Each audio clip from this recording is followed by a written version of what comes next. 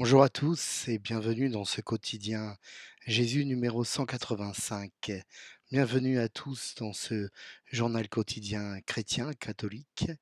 Nous sommes aujourd'hui le lundi de la 5e semaine de Pâques. Je m'appelle Franck Rosselot et je suis un simple catholique passionné par Jésus-Christ et j'essaye d'apporter chaque jour une petite méditation sur l'Évangile. Aujourd'hui, nous sommes le 8 mai et le 8 mai, nous fêtons la fin des combats en Europe en 1945 et la reddition de l'Allemagne nazie. C'est une date très importante et très grave. Même si la bataille continue du côté pacifique, de nombreux innocents souffrent encore et soufflent enfin. Mais une guerre ne s'arrête pas en un jour, surtout lorsque cette dernière est mondiale. Il y a les règlements de compte, il y a les procès et surtout la mise à jour de la Shoah, de l'extermination massive des Juifs dans les camps de la mort, dans les horreurs des chambres à gaz, et avec eux les homosexuels, les tziganes, témoins de Jéhovah, les francs-maçons. La victoire du 8 mai est à jamais entachée par la consternation, suivie d'une nausée insupportable. Espérons que plus jamais nous ne connaissions un tel embrasement. Que Dieu nous vienne en aide. C'est bien en lui que nous sommes réunis, au nom du Père, du Fils et du Saint-Esprit. Amen. Aujourd'hui, nous prions pour les enfants malades, particulièrement pour la petite Alba qui est atteinte d'un cancer. Demanderons au Seigneur de les guérir. Prions pour les enfants victimes d'abus, que justice soit faite et que la protection des mineurs soit impérativement l'affaire de tous. Prions pour toutes les victimes de la Seconde Guerre mondiale, pour leurs familles, en particulier pour les Juifs qu'on a cherché à exterminer totalement. La Shoah continue de faire mal et constitue une dette durable, une blessure douloureuse, car la culpabilité est plus complexe que le seul Troisième Reich. Prions pour que Dieu nous pardonne. Oui, espérons et bénissons le Seigneur, il est bon, éternel est son amour. En lui rien n'est impossible. Seigneur, prends pitié. Ô Christ, prends pitié. Seigneur, prends pitié. Dans la liturgie du jour, dans les actes des apôtres, les apôtres Paul et Barnabé, qui sont à Iconium, sont obligés de fuir et en Lituanie. Et là, ils guérissent un homme infirme de naissance et les gens qui habitent ici et qui sont plutôt grecs donnent à Barnabé le nom de Zeus et à Paul celui d'Hermès et leur vouent un culte idolâtre. Et Paul et Barnabé vivent cela comme un échec et expliquent à la foule. Et ils ont cette phrase que j'ai repris en titre: Nous sommes des hommes pareils à vous et nous annonçons la bonne nouvelle. Oui, nous sommes aussi des hommes, des humains, pareils à nos semblables. Nous lisons aujourd'hui dans l'évangile de Jésus-Christ selon saint Jean, au chapitre 14. En ce temps-là, Jésus disait à ses disciples: Celui qui reçoit mes commandements et les garde, c'est celui-là qui m'aime. et celui qui m'aime sera aimé de mon Père. Moi aussi, je l'aimerai, et je me manifesterai à lui. Jude, non pas Judas l'Iscariote, lui demanda: Seigneur, que se passe-t-il? Est-ce à nous que tu vas te manifester, et non pas au monde? Jésus lui répondit: Si quelqu'un m'aime, il gardera ma parole. Mon Père l'aimera, nous viendrons vers lui, et chez lui, nous ferons une demeure. Celui qui ne m'aime pas ne garde pas mes paroles. Or, la parole que vous entendez n'est pas de moi, elle est du Père qui m'a envoyé. Je vous parle ainsi, tant que je demeure avec vous. Mais le défenseur, l'Esprit Saint que le Père enverra en mon nom, lui vous enseignera tous, et il vous fera souvenir de tout ce que je vous ai dit.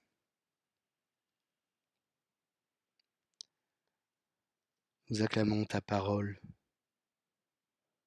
Louange à toi, Seigneur Jésus.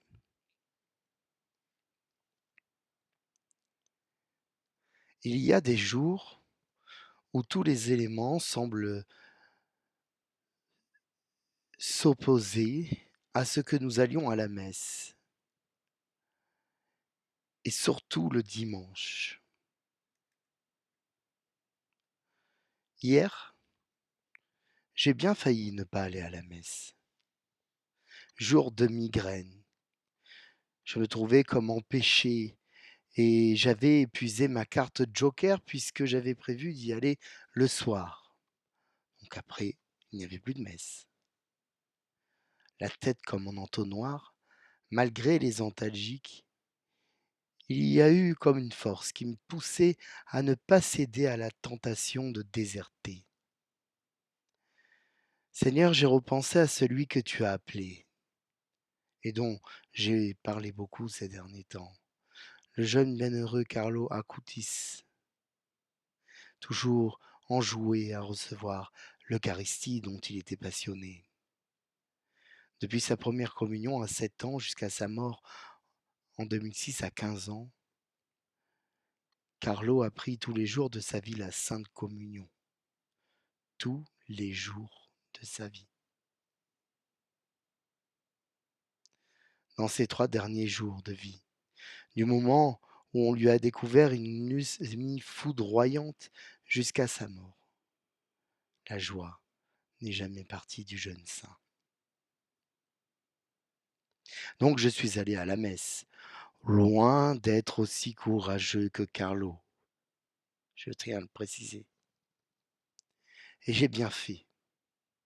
On fait toujours bien d'aller à la messe. J'ai eu 2 grâces. La première, il y avait un enfant de 7 ans avec sa maman, qui venait pour la première fois pour servir la messe.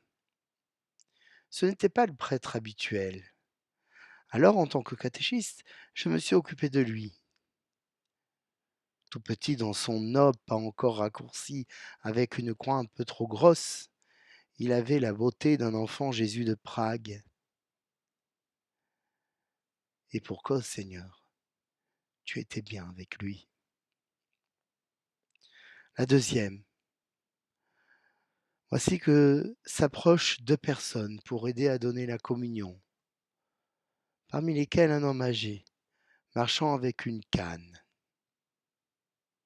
J'étais un peu étonné.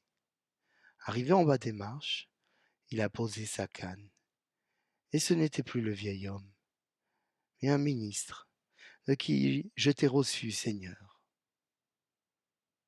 Et pour cause, tu étais avec lui aussi. Oui, j'ai bien fait d'aller à la messe, car il souffle l'Esprit Saint, le défenseur, le paraclet, le consolateur. Il souffle sur chacun de nous et il nous aide, il nous mène, il nous fait souvenir de ce que tu as dit, Seigneur Jésus. Autour de nous rôdent des oiseaux de mauvais augure, même dans l'église, dans notre église. Ils se plaignent, ils râlent, et ils prédisent des grands mots, la disparition de catholiques, la fin du monde. Amis, ne les écoutons pas. Rions de ce qu'ils nous disent.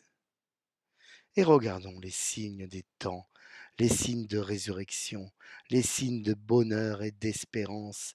Et l'espérance, nous la trouvons dans l'enfant comme dans le vieillard. La vie est, jusqu'à la fin, telle que nous la connaissons en ce monde, et éternelle après la mort. Si nous t'aimons, tu nous le dis toi-même, tu nous prépares une demeure dans le ciel, et nous sommes avec toi tous les jours.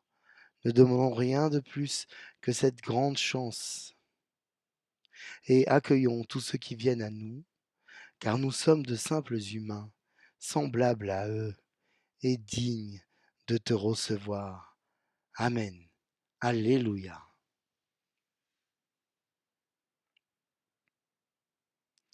Dans l'office des lectures de la liturgie des heures aujourd'hui, nous pouvons lire de l'homélie pascale de saint Grégoire de Nice au IVe siècle. C'est pas la Nice que j'habite évidemment. Maintenant le règne de la vie est venu. Le pouvoir de la mort a été détruit. Il est survenu une autre naissance, une vie différente, un nouveau genre de vie, une transformation de notre nature elle-même.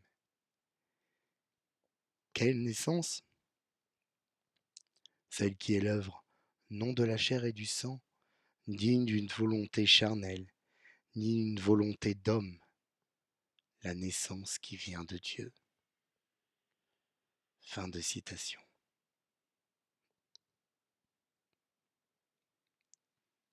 Prions.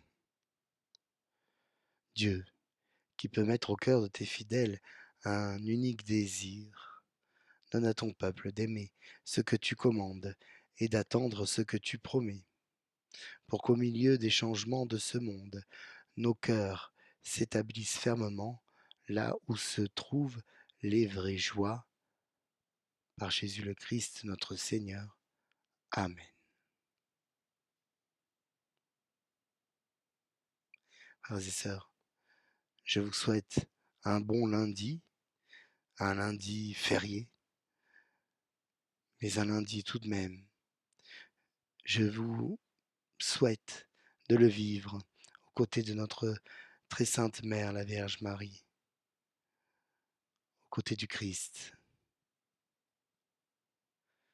Tournons-nous vers Marie, prions-la simplement. Je vous salue Marie, pleine de grâce, le Seigneur est avec vous. Vous êtes bénie entre toutes les femmes, et Jésus, le fruit de vos entrailles, est béni. Sainte Marie, Mère de Dieu, priez pour nous pauvres pécheurs, maintenant et à l'heure de notre mort. Amen. Gloire soit au Père, au Fils, au Saint-Esprit, comme il était au commencement, maintenant et toujours, et dans les siècles des siècles. Amen. Ô mon Jésus, pardonne-nous nos péchés, préserve-nous du feu de l'enfer, et conduis au ciel toutes les âmes, surtout celles qui ont le plus besoin de ta divine miséricorde. Notre-Dame de la paix, priez pour nous. Notre-Dame de la paix, priez pour nous. Notre-Dame de la paix, priez pour nous. Saints anges gardiens, veillez sur nous. Cette icône qui est ici derrière moi, c'est une icône qui est brodée. Et cette icône, elle vient de Géorgie. Elle est très grande, je ne peux pas la mettre partout. Je la mets que pour les vidéos.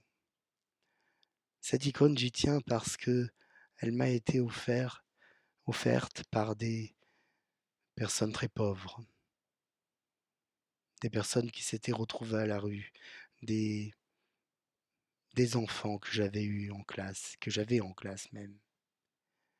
Et un jour, pour me remercier, elles m'ont offert cette icône ici présente, et une plus petite, encore plus belle.